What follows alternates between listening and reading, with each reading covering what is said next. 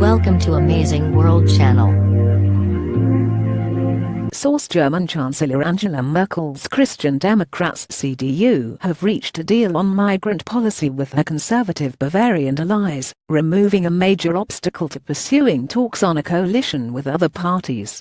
The agreement, under which Germany would accept around 200,000 people a year on humanitarian grounds, but not refer to it as an upper limit on refugees, came after around 7 hours of talks on Sunday between leading members of the CDU and Bavaria's Christian Social Union (CSU).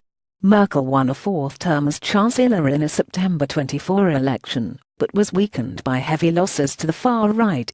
She wants to build a coalition between her conservative bloc and two other parties, the pro-seen as Free Democrats (FDP) and the Greens, who are far apart on issues from tax and energy to Europe.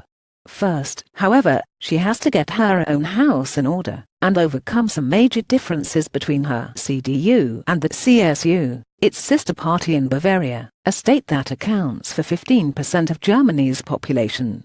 The two parties have formed a parliamentary bloc together for decades, but have diverged over migrant policy since Merkel left the border open to a huge wave of migrants in 2015, most of whom entered the country through Bavaria. The CSU has demanded a cap on refugees, but Merkel has resisted this, arguing it would breach Germany's constitution, which guarantees the right of asylum to anyone facing political persecution.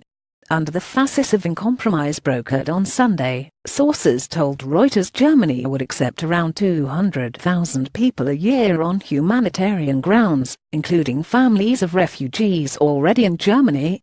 However, authorities will not turn people away at the border, and the word upper limit will not be used.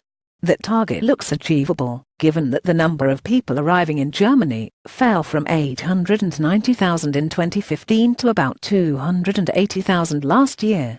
A further drop is expected this year. In addition, the two parties agreed to push for an immigration law that would prioritize migrants with skills to plug gaps in the labor market. There is broad support for this from the FDP and Greens. Talks are continuing on other policies, including pensions and Europe, but the migrant issue was the biggest problem.